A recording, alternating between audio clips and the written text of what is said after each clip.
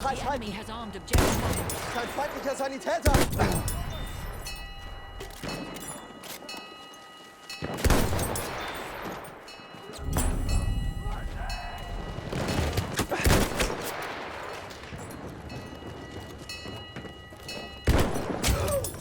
I am Batman.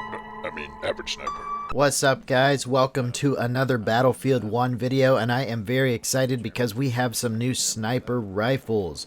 We have two new sniper rifles to be exact, and I'm going to give you some details about them right now. So we have the Mosin Nagant M91, which comes as a marksman and iron sights.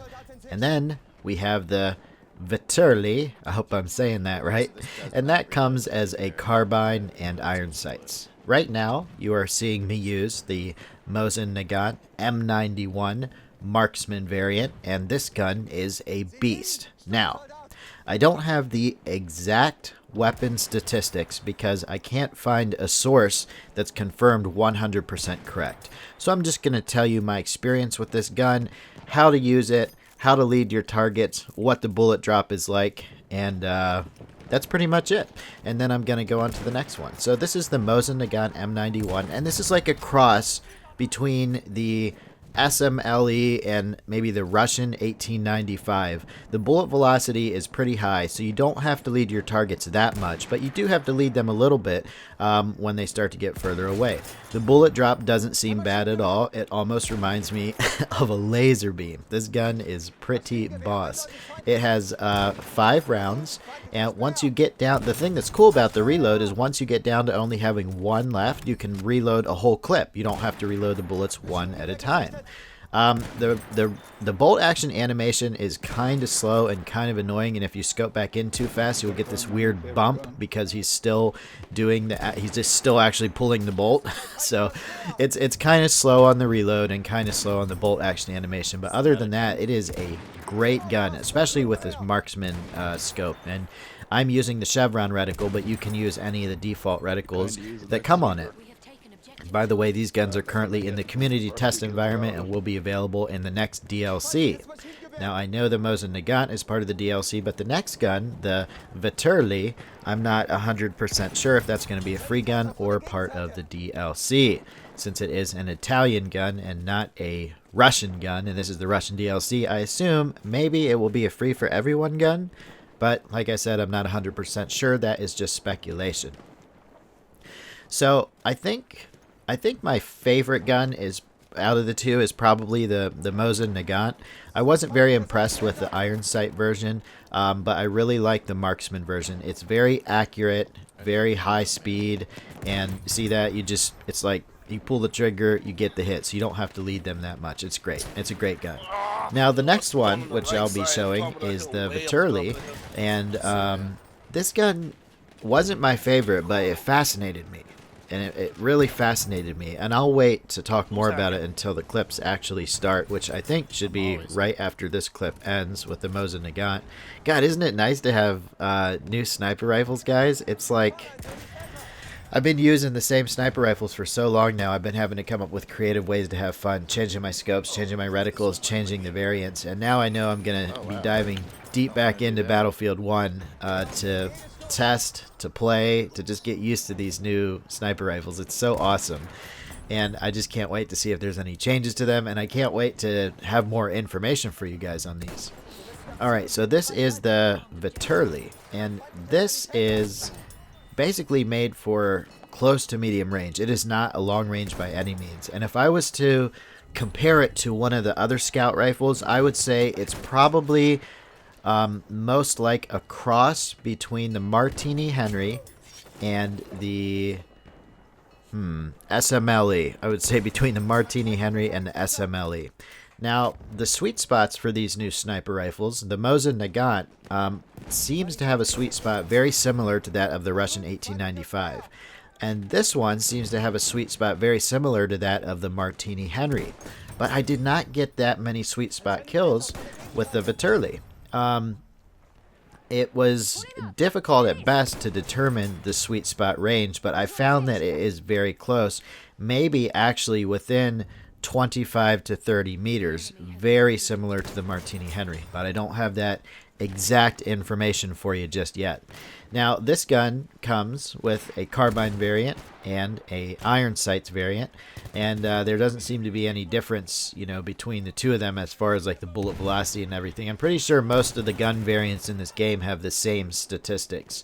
So I prefer the carbine scope, so the clips you'll see will be with the carbine sight, and the bullet velocity on this gun is pretty slow, but it seems to be just a little faster than the Martini Henry. So it actually took quite a bit of getting used to. You have to lead your targets more than with a normal gun, like more than the SMLE, but a little less than the Martini Henry. So it was a totally different sniping experience. The bullet drop is tremendous. If the target is, I would say, outside of 75 meters or just outside of 75 meters, you have to aim quite considerably over their heads. I was shooting a lot of people right in the head and getting hit markers, and realized that the bullet drop was so severe on this gun, I'm actually going to have to aim higher over their heads than I would with any other weapon. I even think it's worse than the Martini Henry. But the bullet velocity seems a little faster than the Martini Henry, so the muzzle velocity. So it's just kind of weird getting used to, because it almost seems kind of contradictory. But once you do get used to it, it's pretty much a beast. You have 4 rounds, which is kind of disappointing, but the bolt action animation is much faster than the Martini Henry. So you have a powerful, up close, in your face gun that has a good bolt action speed, and the reload speed's not that bad either. I was trying my best to let it get down to like no bullets left so that I could do the full clip reloads instead of the one at a time. It seems to be pretty good for no-scoping. I got more no-scopes with this gun than I usually do when I'm sniping. And oh, here's one. I just shot the dude right in the head with the no-scope. And I really enjoyed using this. I did a stream yesterday, and I mostly used the Mosin Nagant because we've been so hyped about this. But this was like the little surprise gun that they threw in. And like I said, I was just completely fascinated with it. It was just very interesting scout rifle to get used to. And I heard a lot of people in my stream, and I read on some forums, people were hating on it, you know, saying it's shit and it's really a bad gun and blah blah blah. But I don't think so. I think if you take the time to learn how to use this gun, figure out the bullet drop, figure out the muzzle velocity and the best range to be at for that sweet spot, then you're going to actually have a really good time with it. It is a heavy hitting gun. Rarely do I get a hit that is less than 80% hit on an enemy. And so you're going to get a lot of kills and a lot of assists that count as kill because of how much damage this gun deals out. So I know that I don't have as much footage with the Mosin Nagant as I do with this gun, but I kind of wanted to focus on this gun a little bit in this video because this was a surprise to me. We all knew the Mosin Nagant was coming, but I did not know that this little gem was coming too. Man, so much fun. And like I said, the iron sights on both of the new sniper rifles have iron sight variants, but I don't know. I wasn't very impressed with the iron sight variants on either of these guns, but if I had to pick one, I would pick the iron sights on this gun, the Vetterli, because I just liked them so much more than the iron sights on the Mosin Nagant. In fact, the iron sights on the Mosin Nagant, they seemed very inaccurate. I mean, it could just be me sucking with them and not hitting my shots, because the iron sights were not very good in my opinion. It's just kind of, maybe it's just because I wasn't used to them, but when I scoped in, it was just seemed kind of hard to get onto my target, unlike the other iron sights that I'm used to using, other iron sight variants of different guns. But it could also be that they're miscalibrated. I have played other first-person shooters where certain guns are miscalibrated and the center isn't really where the center of the scope or optic or sight should be. I'm not sure if that's the case. I didn't really give it that much time, so I'm going to have to go out there and grind more with the Mosin Nagant iron sights, but I really did like the iron sights on the Vetterli. But as you can see, the carbine is more my cup of tea. So I hope you guys enjoyed this information. If I get more statistics that are set in stone, like the actual muzzle velocity, and I know that information is out there, guys, but I haven't found any information that's like 100% confirmed. So I don't want to say what it is because, I don't want to get the wrong information. I hope the information I have given you has clarified these guns. Basically, the Mosin Nagant fast muzzle velocity, don't have to lead your targets, further out sweet spot. And the Vetterli, you definitely need to lead your targets more. The bullet drop is severe, and it's made for close range with the sweet spot.